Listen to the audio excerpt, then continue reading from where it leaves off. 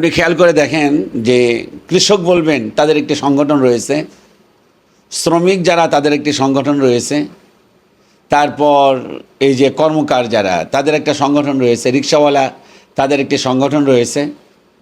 ঠিক তেমনি প্রত্যেকটা জাতির ঐক্য আছে, একটা দাঁড়ানো একটা প্ল্যাটফর্ম আছে। কিন্তু অত্যন্ত দুঃখের বিষয় কি জানেন, আলেমদের ঐক্যের কোনো প্ল্যাটফর্ম নাই। আর এর মৌলিক যে কারণটি আছে আমি বলে মনে করি যে কার নেতৃত্বে কে কাজ করবে।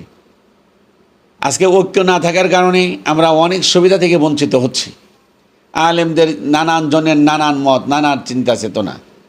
পাঁচকুল্লি যারা পড়ে তারা কখনো ওই যে আমি যে ধরনের টুপি পরেছি তাদেরকে সাপোর্ট করবে না, আবার আমি যে ধরনের টুপি পরেছি পাঁচকুল্লি যারা তাদেরকে আমরা অনেকে সাপোর্ট করব না।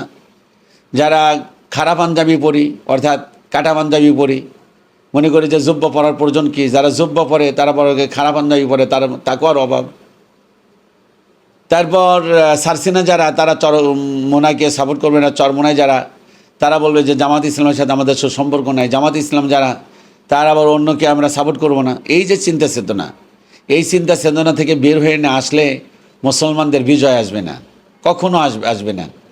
যে আলেমরা মসজিদের মেম্বারের মধ্যে দাঁড়িয়ে সুন্দর খুতবা প্রদান করতে পারে, ও আতাসিমু বিহাবলিল্লাহি জামিআন ওয়ালা তাফাররাকু, কি সুন্দর করে ওয়াজ করে যে ঐক্যবদ্ধভাবে আল্লাহর রুজ্জুকে আঁকড়ে ধরো, লা তাফাররাকু, বিচ্ছিন্ন হয় না। সে আলেমের মধ্যে নানান ধরনের মতামত।